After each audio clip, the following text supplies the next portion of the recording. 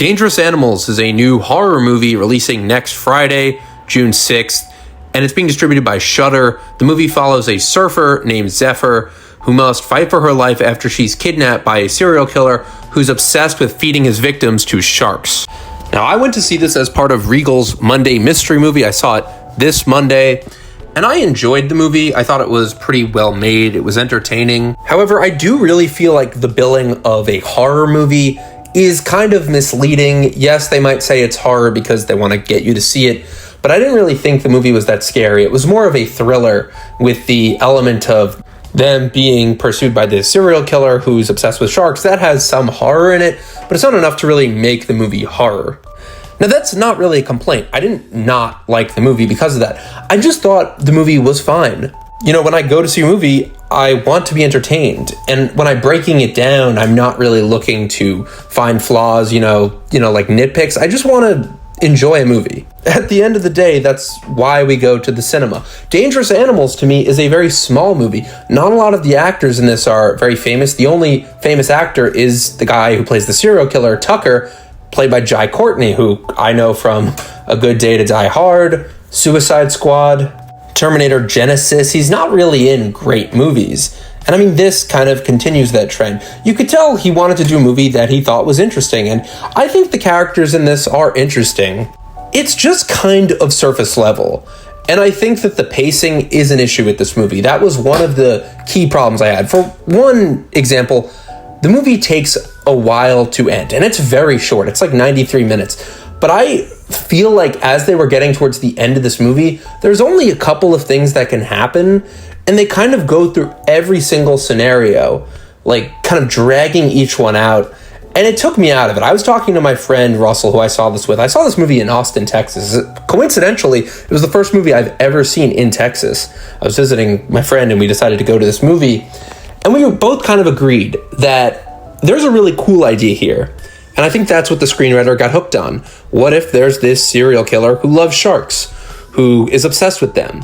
But beyond that, there isn't really any motivation. Why this guy kidnaps women, why he feeds them to sharks. That's the concept, but it's pretty hard to believe.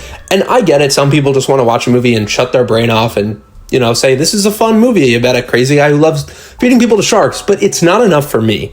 Especially because Shudder puts out really good stuff. And when I'm expecting something that's a horror, I don't really want this to be some direct-to-video slop. I want a good, really, dark movie about a guy who's like a psychopath and obsessed with killing people and feeding them to sharks. Make that movie. This movie is riding the line constantly between being, art house fare, that's really nice to look at, that's polished, and just direct-to-DVD slop. It looks nice. The actors are not bad. The dialogue in this is actually pretty good and reserved, but the whole story and plot, and the big part is the characters, they all kind of bring this movie down a bit and make it just feel like it's some sloppy Tubi movie. I think a big part of that, like I just said, is the characters. The main villain, and there's 3 characters, but the main villain isn't really fleshed out. All we know is as a kid, he was bit by a shark. He talks about this at the very beginning, and ever since he says he's been wide awake. The being bit by a shark opened him up to the world. Beyond that, we don't know anything about him. One of the people who he's kidnapped says like, oh, your mommy and daddy didn't love you enough, so you are obsessed with sharks now. It's just not enough. And as for the main 2 characters, they are very thin. Like the main surfer girl, Zephyr, kind of meets this guy when she's at a store, Moses, who he kind of flirts with her, saying he needs help, he needs jumper cables, can she help him out? They bond. Right away, they're already this kind of steamy couple. Something about their relationship just did not work for me. And I understand this is a movie that we kind of want to introduce a personal relationship. It just didn't work at making me care about these characters. And then throughout the movie, you kind of need this angle where Moses is looking for Zephyr and she's taken by the killer, Tucker. And it just doesn't work because I never really felt that connection. They just had this one-night stand. They just met. They share a couple cheesy lines where they're talking about Point Break. But it never really feels like she has a connection. I think if she had a best friend, perhaps, or maybe even an ex, someone who she had an established relationship with, the movie would feel believable.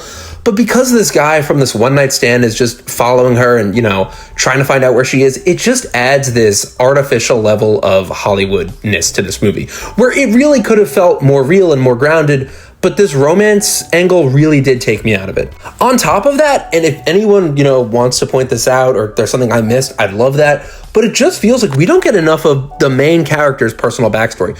We learned that she was in the Guinness Book of World Records, that she ran away from everything, she had a bad life at home, that surfing is the only where she feels like she can, be by herself, that she doesn't want anyone, that she's afraid of people or doesn't want people.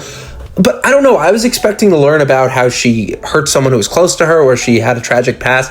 The movie doesn't really get into any of that. I think that basically, I'm going to wrap this review up. I think there's a really cool idea here, but the characters needed a lot of work. And if that, had been fixed, I think the movie would be awesome.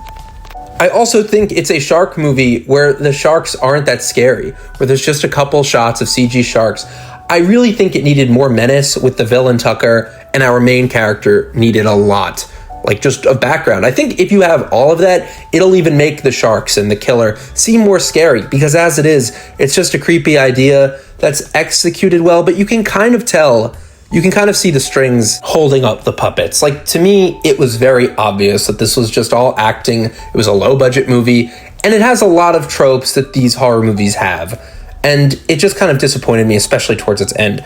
So let me know what you guys think. I didn't, hate this movie at all. I thought it was totally fine. I just wish it had really committed to being this weird indie shark movie. So let me know what you guys think. Thanks so much for watching.